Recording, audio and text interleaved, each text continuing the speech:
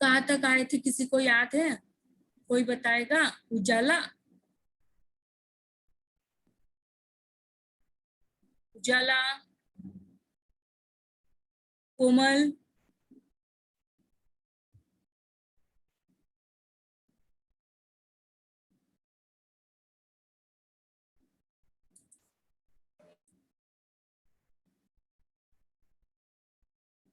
कहाँ तक आए थे हम लोग? किसी को याद आ रहा है क्या?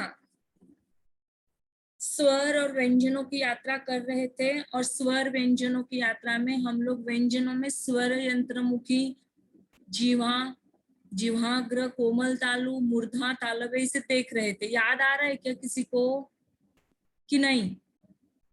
भूल गए क्या?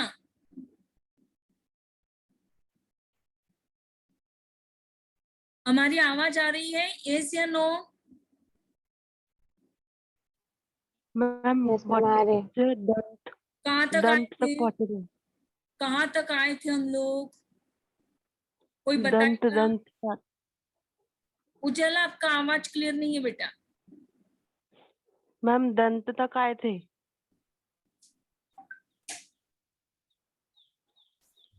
हाँ जी, 7 नंबर पॉइंट मैम। कौन से?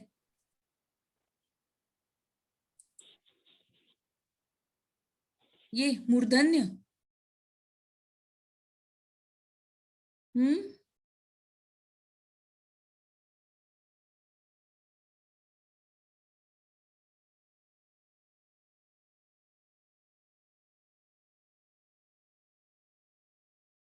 कौन से पॉइंट पर आए थे आप बताओगे? प्राणत्व के आधार पर ये आया था।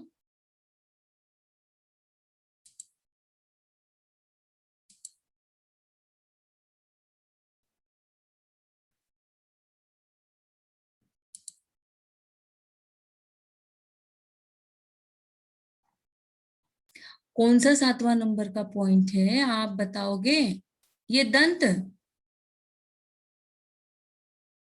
उजाला? जी मैम। ओके, हाँ मैम हाँ।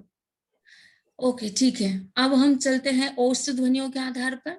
तो जब जीवा के अग्र भाग, ये भी हो चुका है हमारा, प वर्ग की ध्वनियों को हम औष्ठ ध्वनिया कहते हैं। और जब हमारी जीवा का अग्र हिस्सा, माने हम कहे कि जो नुकीला हिस्सा होता है, वह नुकीला हिस्सा जब हमारे ओष्ठ को स्पर्श करता है तब उच्चारण ध्वनिया प्राप्त होती है प वर्ग की। ओके, अब दांत और ओष्ठ, मतलब हमारे दंत और ओष्ठ, इन दोनों को मिलाकर जिन ध्वनियों का उच्चारण होता है, जैसे ओष्ठ हमारा बंद नहीं होता है, जैसे व का उच्चारण करके देखिए, व, है ना, तो तब हमें दंतोस्थ ध्वनियों का निर्माण होता हुआ दिखाई देता है। तो ये सारी जो चीजें हैं, यहाँ पर प्रश्न आपको कैसे पूछा जाएगा? तो दंतोस्थ ध्वनिया कौन सी है, या यह ध्वनि कौन से वर्ग में आती है, ओष्ठ ध्वनिया कौन कौन सी है, प वर्ग की, च वर्ग की, ट वर्ग की, ऐसा आपको सवाल दिया जा सकता है। दांतों को स्पर्श उच्चारित ध्वनियों को दंत कहा जाता है, और ल और स यह जो है यह किस में आता है, ऐसा भी प्रश्न पूछा जाता है। अंग्रेजी का टी डी, यह जो ध्वनिया है, यह कौन सी ध्वनिया मानी जाती है? ढेर सारे प्रश्न बेटा यहाँ पर पूछे जा सकते हैं, इसलिए इस पॉइंट को अत्यंत, इस टॉपिक की बात कर रहे हैं, पॉइंट की नहीं, तो इसे आप बहुत अच्छे से लिखिए, पढ़िए, और उस पर प्रश्न आप निकालने का प्रयास कीजिए प्रयत्न के आधार पर। अब हमें क्या करना पड़ता है? प्रयत्न करना पड़ता है, प्रयास करना पड़ता है। माने हमारा जो मुख विवर है, उस मुख विवर के अंतर्गत न जाने कितने ऐसे अवयव होते हैं, जिन अवयवों का अब तक हम लोग देख चुके हैं, वर्णन कर चुके हैं कि इतने सारे अवयव होते हैं जो अच्छा खासा प्रयास करते हैं बोलने के लिए, और हमें वो प्रदान करते हैं। अब यह जो स्पर्श है या संघर्ष है कि कहाँ कौन सा, यहाँ पर हम लोग देख चुके हैं कि कौन सा अवयव किसे छूता है, किसे स्पर्श करता है। तो प्रयत्न करना है, मतलब स्पर्श करना है, प्रयास करना हमें बोलने का। तो जिन व्यंजनों के उच्चारण में जीवा द्वारा वायु को रोकने के लिए किसी स्थान का स्पर्श मात्र करके तुरंत वायु का उत्सर्जन किया जाता है, उन्हें स्पर्श व्यंजन कहते हैं। और इन्हें स्फोट व्यंजन भी कहा जाता है। इन्हें वर्गीय व्यंजन स्पर्श होते हैं। माने वर्गीय व्यंजन कौन से? तो जो व्यंजनों की तालिका हम आपको बताई थी, जो आकृति आपको बताई थी, फिगर आपको बताई थी, और कहा भी था कि इस आकृति को आप आपके बेडरूम में सजा कर रखो, पढ़ो, लिखो, उसका चार्ट बनाओ, टी डायग्राम बनाओ। यह हमने कहा था। तो यह वर्गीय व्यंजन जो होते हैं यह स्पर्श के अंतर्गत माने जाते हैं। अब चलते आगे संघर्ष, माने संघर्ष करना पड़ता है, वायु घर्षण होता है।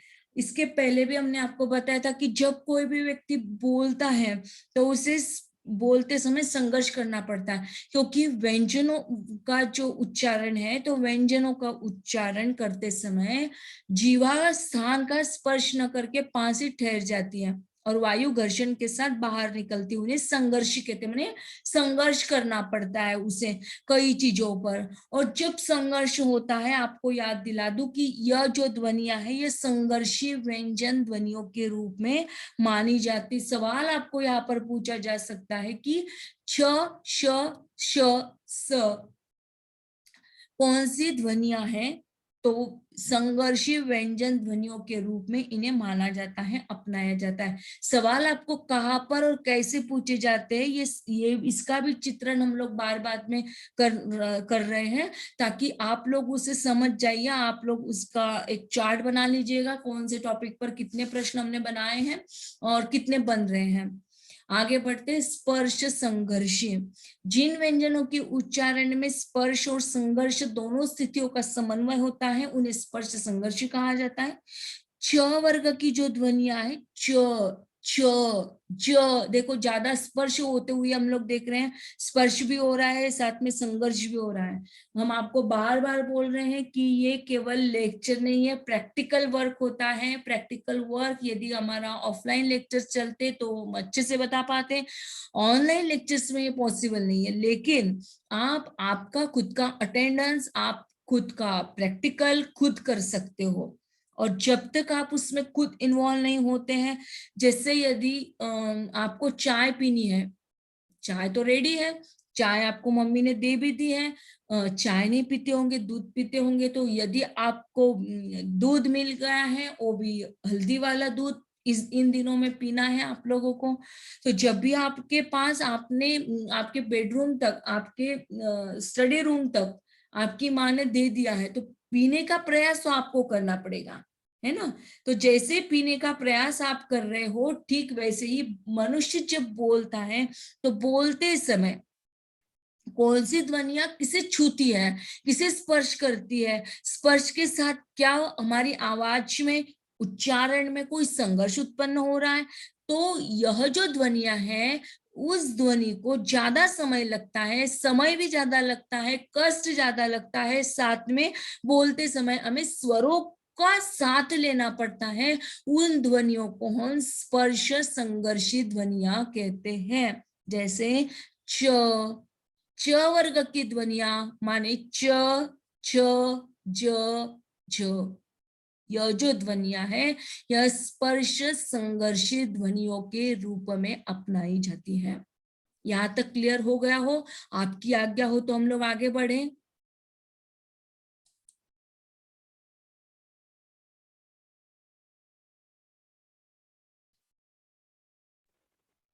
जी जी मैम। ओके बेटा, धन्यवाद।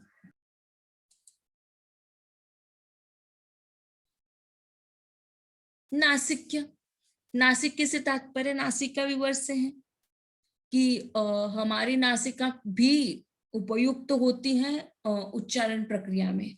मतलब यह नहीं है कि केवल ओष्ठ का ही काम है, जीवा का ही काम है तो जीवा ही काम कर लेती है या ओष्ठ से ही काम कर लेता है। इसके साथ साथ अलग अलग प्रकार के जो अवयव है जो उच्चारण प्रक्रिया में अपना साथ देते हैं, उसे तो हम समझा ही चुके हैं ऑलरेडी। इसका एक पार्ट हो चुका है आपका जब हमने आपको आकृति निकाली थी उस दरमियान। पर फिर से, क्योंकि यहाँ पर हम न केवल आकृति को दिखाना चाहते हैं बल्कि उन व्यंजनों का उच्चारण जब हम करते हैं तो व्यंजनों के साथ उपयुक्त कर रहे हैं, स्वरों के साथ नहीं, क्योंकि स्वरों का उच्चारण करते समय कौन से अवयवों का उच्चारण किया जाता है यह हमने देखा इसके पूर्व के लेक्चर में। अब जहां पर अपन व्यंजनों की बात करते हैं और नासिका विवर की खास तौर पर बात करते हैं, तो नासिका विवर के माध्यम से जब उच्चारण करते समय कुछ वायु नासिका विवर से बहिर्गत होती, मतलब बाहर निकल जाती, तो उन्हें नासिक के कहते हैं। ड, त्र, न, न, म उच्चारण करके देखिएगा, नासिका विवर के माध्यम से, मतलब हमारे नासिका में हम लोग जब बात करते हैं तो इन अवयवों को, इन ध्वनियों का उच्चारण करते समय हम अनायासी तौर पर नासिका विवर का सहारा लेते हैं।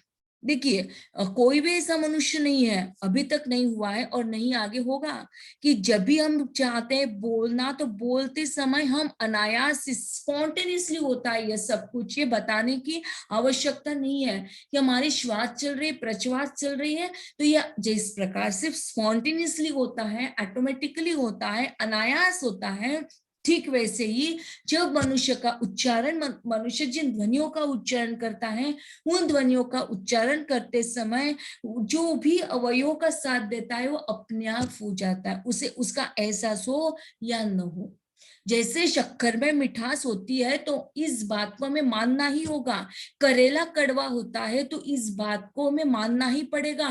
ठीक उस प्रकार से मनुष्य के शरीर में जितने अवयव हैं और उन अवयवों के महत्व को हमें मानना पड़ेगा, उन अवयवों के साथ वहां से ही उच्चारण प्रक्रिया प्राप्त होती है, वहां से पर्टिकुलर वही ध्वनियों का निर्माण होता है, इस बात को भी हमें मानना ही होगा।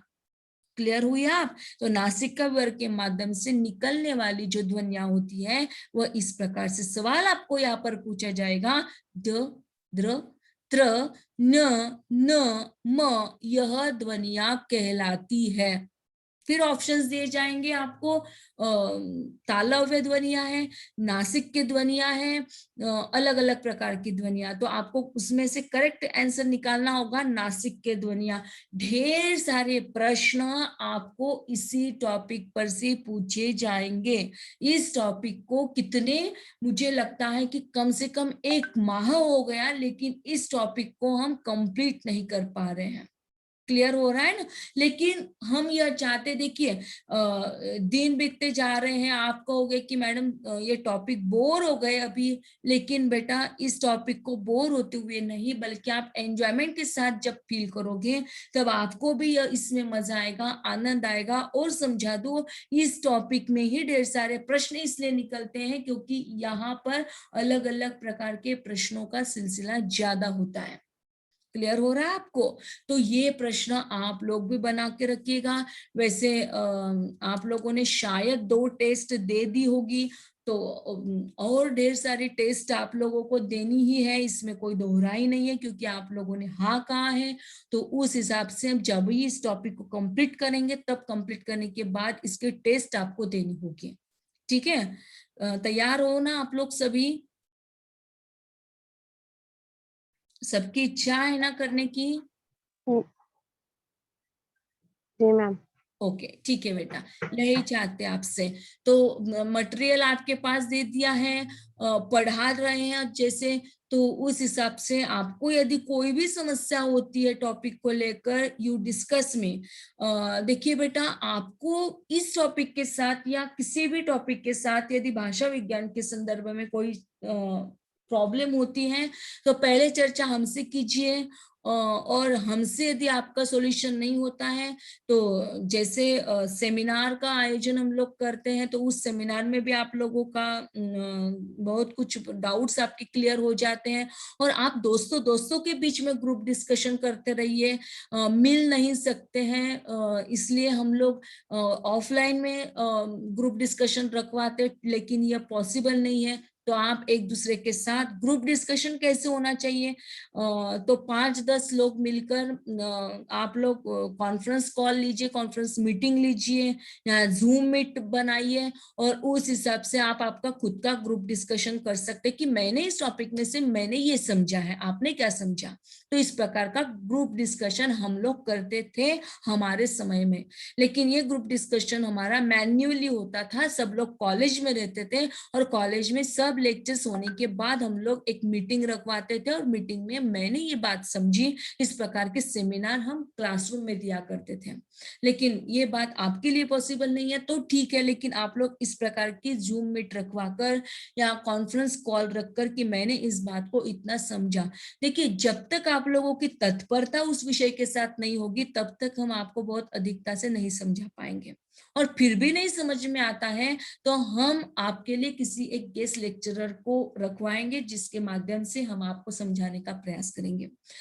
ढेर सारे वीडियो यूट्यूब पर से उठाए थे, जब हमारी आवाज ही नहीं निकल रही थी उस समय में हमने उन वीडियो को डाला था। शायद ही आप उन वीडियो को समझ गए होंगे या नहीं समझा होगा, इसलिए आप लोगों के रिक्वेस्ट को मद्देनजर रखते हुए हमने देखा, सोचा कि नहीं, इन बच्चों की सूचना का आदर हमें करना चाहिए और उसी सूचना का आदर किया, पालन किया और फिर से एक बार ध्वनि यंत्र और उसके कार्य प्रणाली को हमने समझाने का प्रयास किया। महीना हो गया है लगभग इस टॉपिक को लेकर।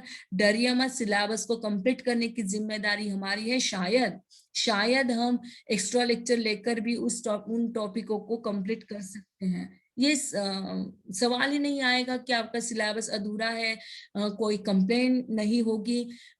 धीमे धीमे ही क्यों नहीं, कछुए की गति से ही क्यों ना हो, हम लोग अपने सिलेबस को बहुत अच्छे से पूर्ण विराम देंगे, इसमें कोई आप लोगों को संदेह नहीं होना चाहिए। ओके, हम आपको ये बात इसलिए बताना चाहते हैं क्योंकि हो सकता है कि अलग अलग विषयों के सिलेबस को पूर्ण विराम देने की बातें आ रही होगी, खत्म होने की बात होती होगी, हो भी गया होगा किसी विषय का। लेकिन आप लोग बिल्कुल मत डरिएगा, इस विषय को हम समझाने वाले हैं, हम पढ़ाने वाले हैं, इसकी चिंता आपको बिल्कुल नहीं करनी चाहिए। बस यू कॉन्सेंट्रेशन यूर स्टडी, आपका कॉन्सेंट्रेशन फुल्ली आपके स्टडी पर होना चाहिए, आपकी हेल्थ पर होना चाहिए। पहले तो आपको आपके हेल्थ को संभालना है, उसके बाद आपको फैमिली और उसके बाद में आपको आपकी स्टडी को भी संभालना है। क्लियर हो गया? आप यहाँ तक क्लियर है तो आपकी आज्ञा हो तो हम लोग आगे बढ़े।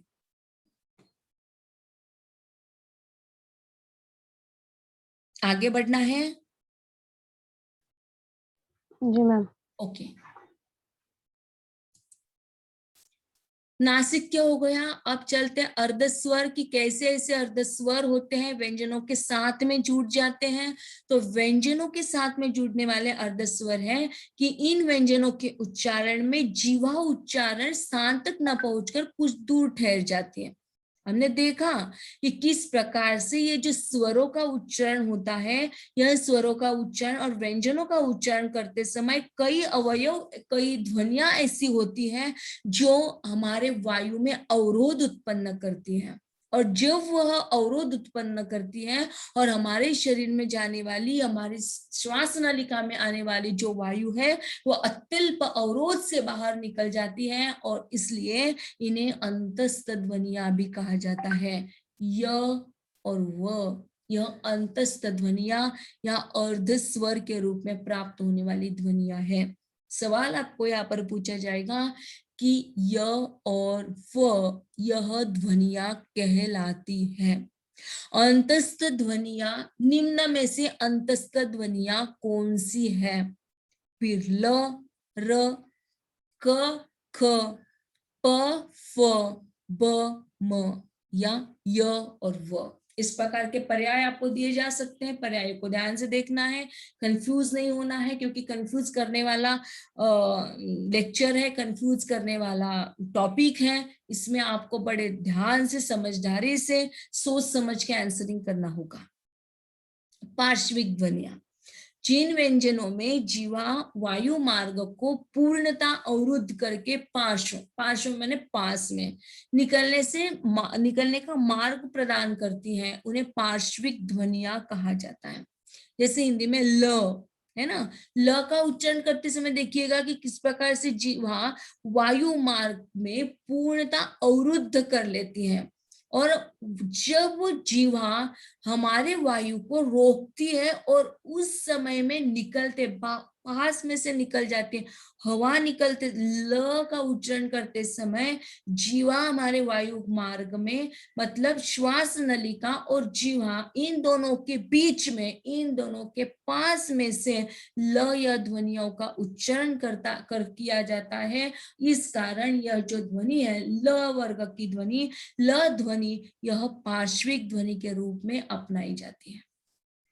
अब प्रकंपी, हमने तो देख लिया कंपन होना देखा। अब प्रकंपी का मतलब है कि इस प्रकार की ध्वनियां होती है कि जो व्यंजनों के उच्चारण में स्थान के पास पहुंचने पर जीवा में प्रकंपन होने लगता है, उन्हें अब प्रकंपी स्वर कहते हैं। जैसे वाइब्रेशन होता है, र र उच्चारण करके देखो कैसा वाइब्रेशन होता है, उच्चारण र र उच्चारण करके देखो आप खुद, आपको खुद जैसे प्रैक्टिकल वर्क, बार बार हम आपको समझाते हैं कि जब तक आप उसमें इन्वॉल्व नहीं हो जाइएगा तब तक इस टॉपिक का मजा नहीं आएगा।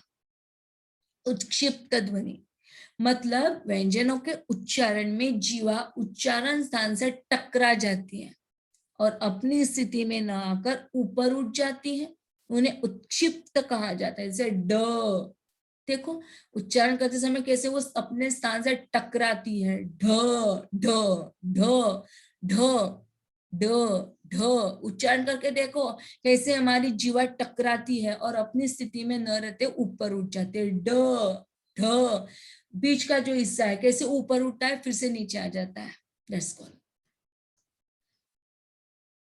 प्रतिवेष्टित। जिन व्यंजनों के उच्चारण में जीवा को उलटकर उच्चारण स्थान तक पहुंचना, उन्हें प्रतिवेष्टित व्यंजन। ट ट ट का उच्चारण करके देखो कैसे जीवा उलट जाती है हमारी और उसे उच्चारण स्थान तक पहुंचता है, ट ट ट ठ ड ढ न, ट ठ ड।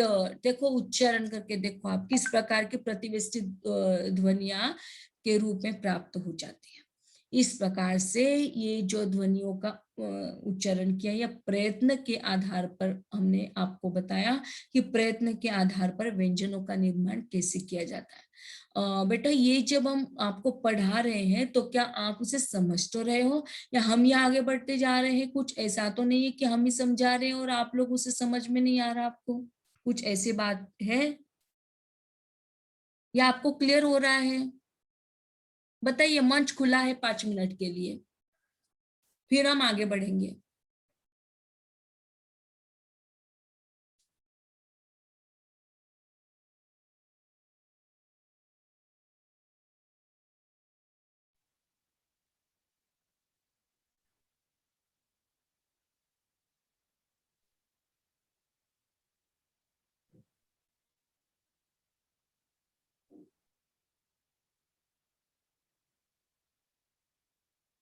किसी की भी आवाज नहीं है, इसका तात्पर्य क्या होगा?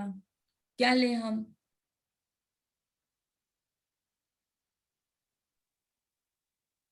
आ रहा है मैम समझ में। Very good. तो आपकी आज्ञा है आगे बढ़े?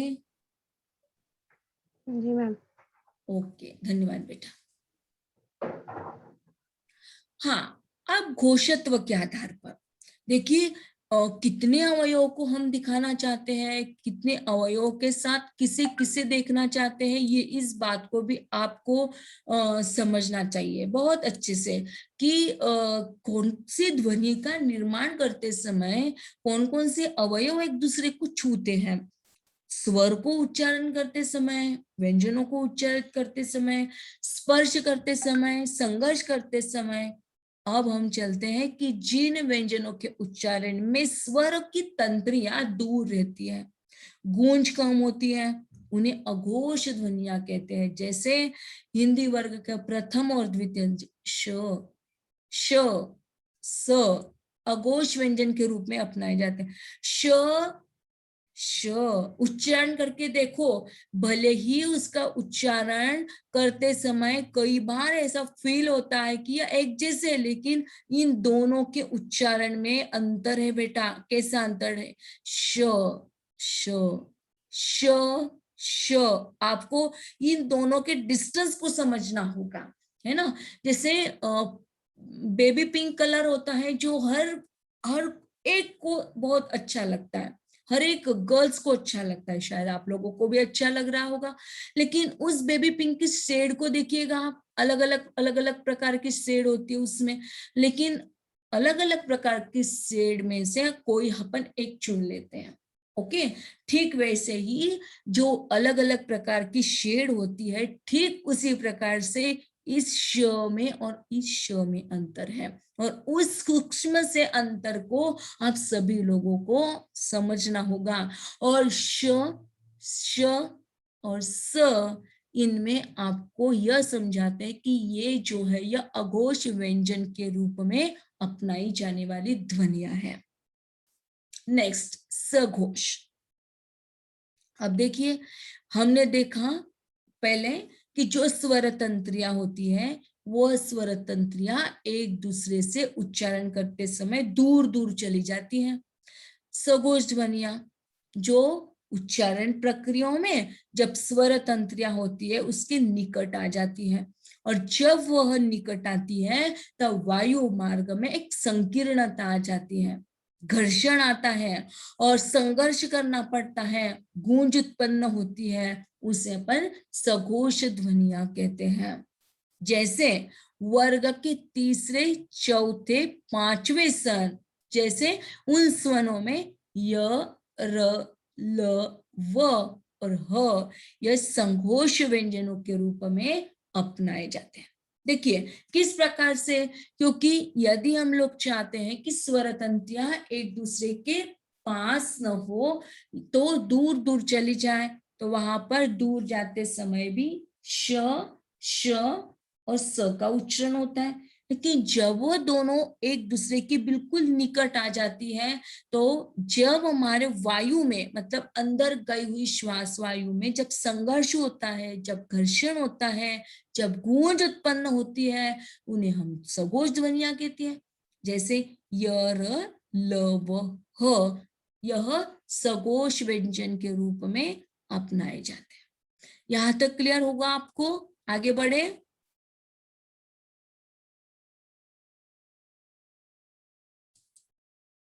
कविता, उजाला, कोमल, विद्या, वैशाली, आवाज क्लियर है बेटा?